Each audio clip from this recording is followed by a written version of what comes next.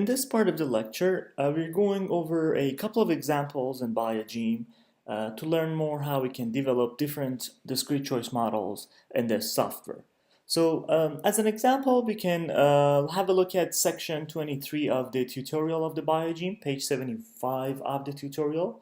This section has a number of examples. Some of them we have covered the basics and theory of in the lecture, some of them we have not. So let's go over some of the examples here and see how it's developed in BIOGEME. So let's start with a binary logit model. Let's go to the folder that we had all the examples. In the basic examples files, I have all these model specification file, the .mod files. Now let's open this 00bl.mod, which is the model specification file for a simple binary logit model. So I open my text editor and I open this .mod file in my text editor. So what I see here is, just like what we covered before, we have a model description which says this is an example of a model specification file for a binary logit model. In the next section, we specify what the choice alternative is in the data. In the second part, we list the parameters that we want to estimate, including alternative specific constant 1 and 2. And beta 1 and beta 2. Remember, we set one of the alternative specific constant to 1 for estimation purposes, as we talked before.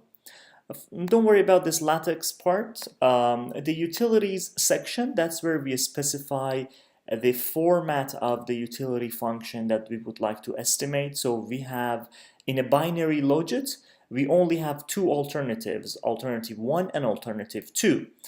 So we set the availability parameter, which was in the dataset in the sample.dat file, which was AV1 and AV2.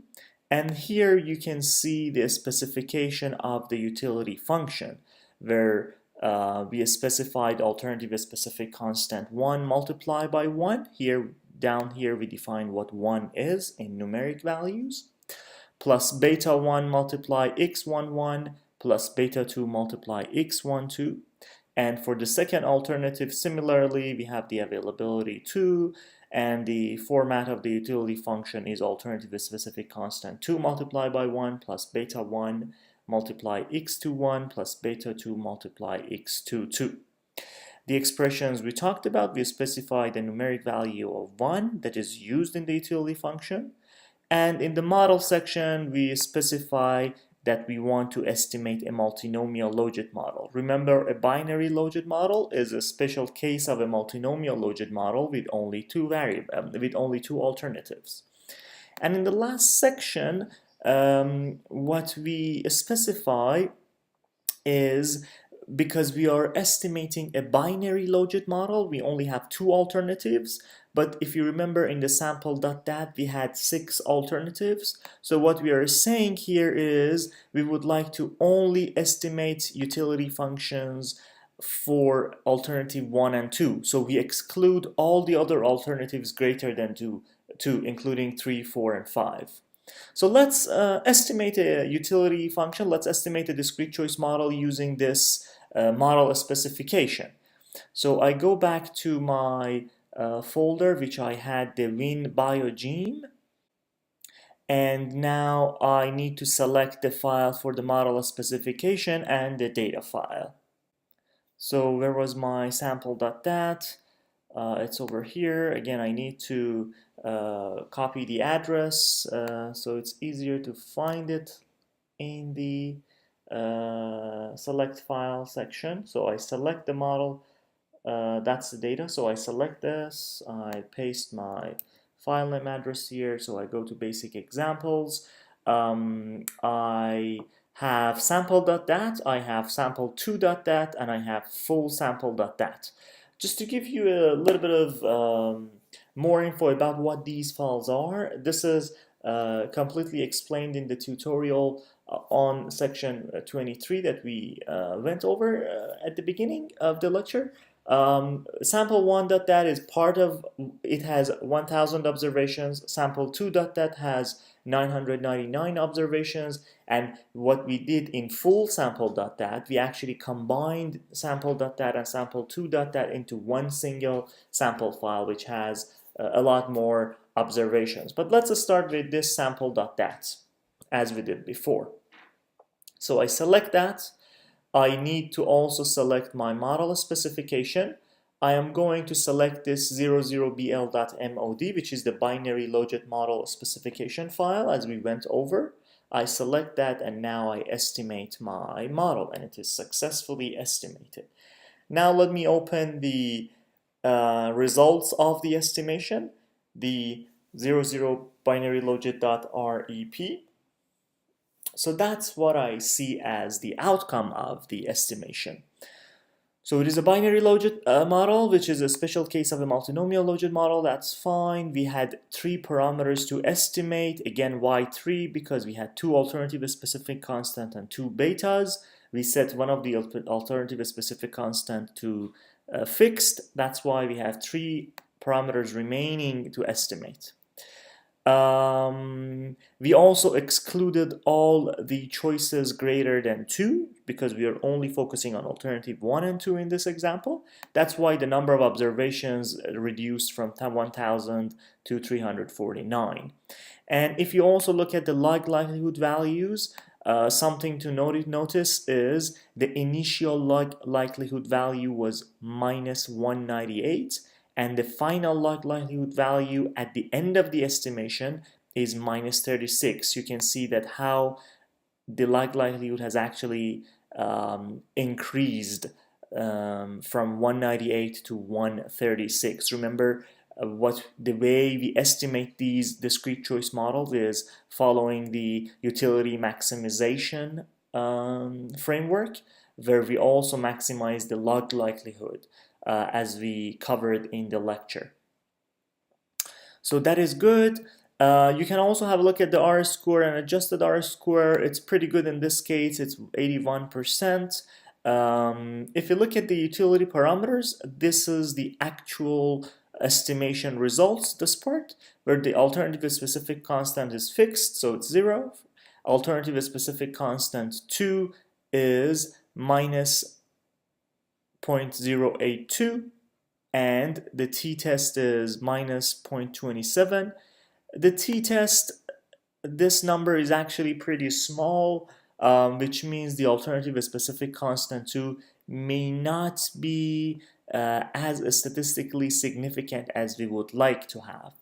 But if you look at the beta 1 and beta 2, we see interestingly they have similar values, 1.25 and 1.25, and the t-test values are relatively high, so they are statistically significant. And here again is a reminder of the utility functions specification, and that's about this example. We can now go to the other example where we can estimate a let's have a look at the basic examples files, and let's see what else we have here. We can have a look at the multinomial Logit basic.mod, which we covered. Let's open that quickly to compare with the binary Logit model that we had. So I'm going to open this multinomial Logit basic specification file. So compared to the binary Logit model, this was the binary Logit model, which we had 2 alternative specific constant and beta 1 and beta 2 in the utility function. Here in this case, as we went over previously, we have 6 alternative specific constants. One of them we set equal to 1 to make it fixed. And the utility function is very simple. It only includes the alternative specific constant and no other variable. The model is still multinomial Logit model, and there's no exclusion because we want to cover all the alternatives. Let's have a look at the other example here. If you're interested, you can read about these multinomial Logit weights.mod, heterogeneous, etc. in the tutorial, but it's a little bit beyond what I'm going to cover in this lecture as an introduction to BIOGEME. But let's have a look at this multinomial logit model modified attributes. So let's open that. And let's compare this with the previous multinomial logit model where we had previously we had very simple utility functions and specification. Now here we actually have a little bit more comprehensive utility function where we have 6 alternative specific constant listed. We still have 2 betas. Forget about this latex part as I said before, but in the utilities, let's see how the utility function is specified. So we have all these availability parameters for all the 6 alternatives listed here, and these are the format of the utility functions where we have the alternative specific constant 1 multiplied by 1 plus beta 1 multiplied by logarithm of x11 plus beta 2 multiplied by x12. So what has changed here is you, instead of having x11, the utility function actually includes now a logarithm of x11. This is only to show you that you can have more complicated utility functions in BIOGEME. You can specify more complicated functions here. It doesn't always have to be beta multiplied by x. You can have beta multiplied by logarithm of x, beta multiplied by exponential of x, or any other format that you want to test to see whether you get better estimates out of it or not. And we also have a multinomial logit model being specified here. Now let's start estimating the multinomial logit model using this MNL modified attribute.mod file. So let's go back to the WinBIOGEME. I'm going to run it again.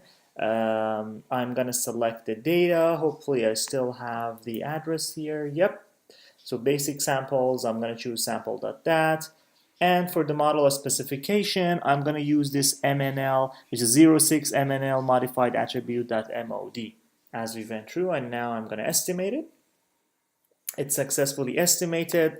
Let's now have a look at the estimation outcomes. I'm going to have a look at the .rep file. So this is a multinomial logit model. We have 7 parameters. We had 1,000 observations. Let's look at the initial log likelihood value, which is minus 1600. After the estimation process, the final log likelihood is minus 500.